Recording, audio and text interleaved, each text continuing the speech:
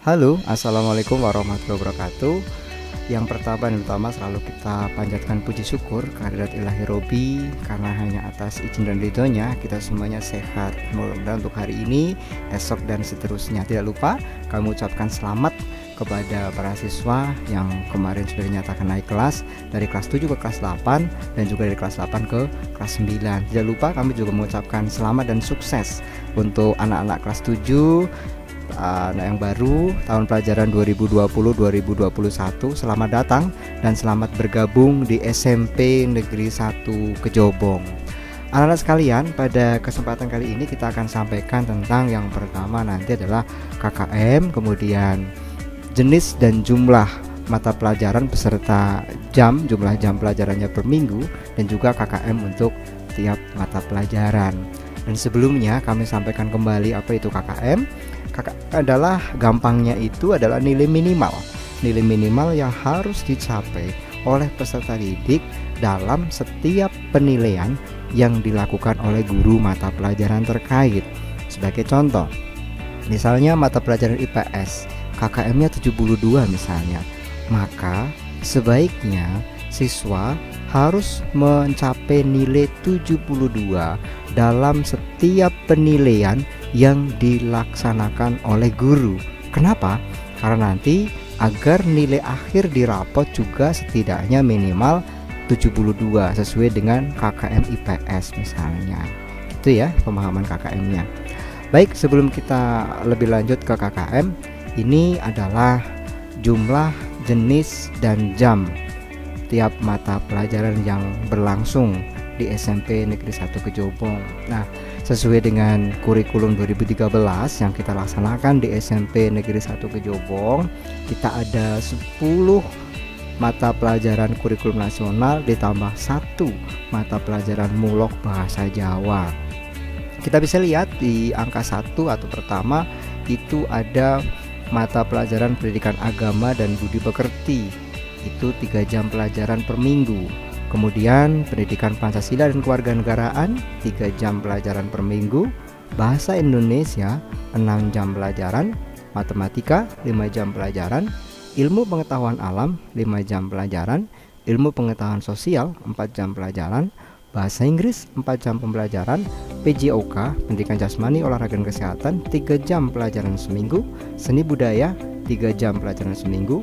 Prakarya 2 jam pelajaran seminggu. Dan yang ke-11 mulok bahasa Jawa itu 2 jam pelajaran per minggu. Oke, jadi totalnya ada berapa? 40 jam pelajaran per minggu. Selain total jam belajar per minggunya adalah 40 jam mata pelajaran gitu ya, 40 jam pelajaran, maksudnya durasi setiap jam pelajaran adalah 40 menit. Selain itu, para siswa juga berhak mendapatkan layanan bimbingan konseling. Nah, guru BK ini atau bimbingan konseling jangan hanya dipahami kalau misalnya ada anak yang nakal, anak yang melakukan pelanggaran, itu baru boleh konsultasi dengan guru bimbingan konseling. Tidak demikian. Ketika anak-anak memiliki persoalan baik tentang kesulitan belajar, permasalahan dengan teman, atau apapun itu yang terkait dengan pembelajaran, silakan dapat melakukan konseling dengan guru bimbingan konseling. Ada Bu Yeni dan juga ada Bapak Ahmad Munir. Selain juga boleh melalui wali kelasnya. Kemudian ada juga layanan bimbingan TIK.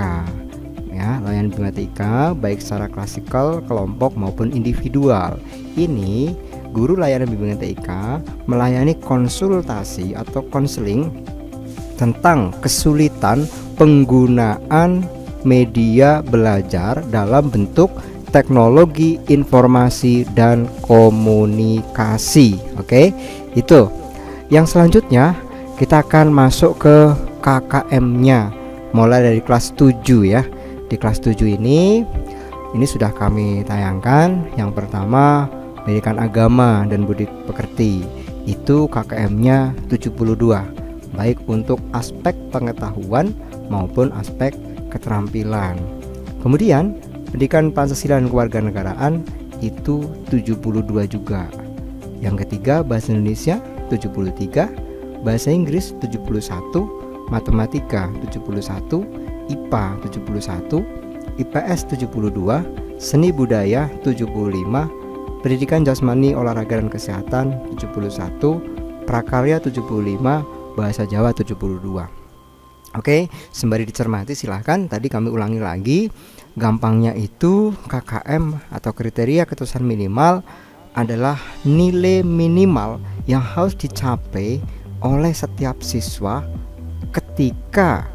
ketika melaksanakan penilaian, entah itu ulangan, penugasan, penilaian akhir semester, penilaian tengah semester, baik untuk aspek pengetahuan maupun aspek keterampilan. Jadi untuk KKM ini mencakup seluruh bentuk penilaian, tidak hanya terbatas misalnya ulangan saja, tetapi penugasan, proyek dan lain sebagainya. Itu mengacu kepada KKM yang sudah ditentukan. Oke. Yang selanjutnya untuk kelas 8 ini ya. Kelas 8 mapelnya sama, jumlahnya 11. Yang pertama untuk pendidikan agama dan budi pekerti, itu KKM-nya 72. Kemudian pendidikan pancasila kewarganegaraan 72 juga. Bahasa Indonesia 74, bahasa Inggris 71, matematika 71, IPA 71, IPS 72, seni budaya 75, PJOK 71, prakarya 75, dan terakhir bahasa Jawa 72. Silakan untuk siswa kelas 8 nih dicermati juga nih untuk KKM-nya di setiap mata pelajaran terkait ya. Yang kemarin mungkin ketika naik kelas masih ada nilai yang di bawah KKM ya, satu mapel misalnya, itu silahkan di kelas 8 ini tingkatkan belajarnya, aktif di pembelajaran online, kerjakan tugas-tugas dari guru, kumpulkan tepat waktu. Insya Allah nanti kalau kalian rajin belajar, selalu aktif di pembelajaran online, dan juga selalu mengumpulkan tugas atau mengikuti penilaian tepat waktu, insya Allah nilai kalian tercapai KKM-nya. Syukur melampaui ya, KKM itu minimal, akan lebih baik kalau melampaui. Oke. Yang selanjutnya kelas 9 ini. Sebelum kelas 9 kita bicara kriteria kenaikan kelas dulu nih ya.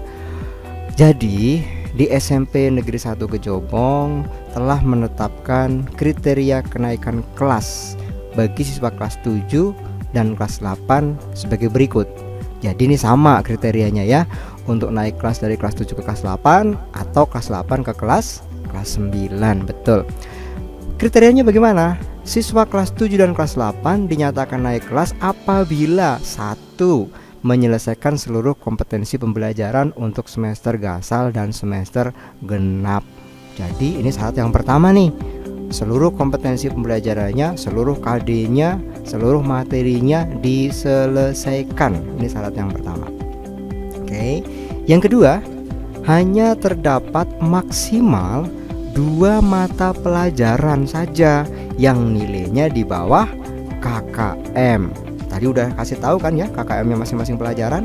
Nah ini bisa naik kelas, agar naik kelas hanya boleh ada maksimal 2 mata pelajaran saja yang nilainya di bawah KKM, baik untuk aspek pengetahuan dan atau keterampilan ya. 2 aspek ini sama derajatnya ya, jangan dibeda-bedakan, derajatnya sama. Oke. Yang ketiga, syarat yang ketiga, nilai sikapnya minimal B, baik. Ini dibuktikan dong dengan apa? Siswa tersebut tidak melakukan pelanggaran yang angka kredit poin kumulatifnya tidak melampaui 50. Nah, dibaca lagi tuh AKPS-nya ya, pelanggaran-pelanggarannya apa saja, jenisnya, poinnya berapa gitu kan. Nah, jangan sampai kumulatifnya dijumlah dalam satu semester, jumlah pelanggarannya itu poinnya tidak melampaui 50, atau tidak melakukan pelanggaran yang nilai AKPS-nya 50 ke atas. Coba dilihat apakah ada satu kali melanggar nilainya 50 ke atas poinnya, silakan dicermati ya. Itu jangan sampai lah. Kami percaya seluruh siswa itu anak-anak yang baik, yang nurut dengan aturan. Pertahankan itu dan tingkatkan terus. Oke. Dan yang keempat, jumlah kehadiran dalam setiap semester minimal 90% dari hari efektif sekolah. Ini hati-hati loh, walaupun pembelajarannya dalam bentuk online, PDR, belajar dari rumah, atau PJJ, pembelajaran jarak jauh, tetap Bapak Ibu guru akan melakukan absen ya. Jadi belajar dari rumah bukan berarti libur nih ya.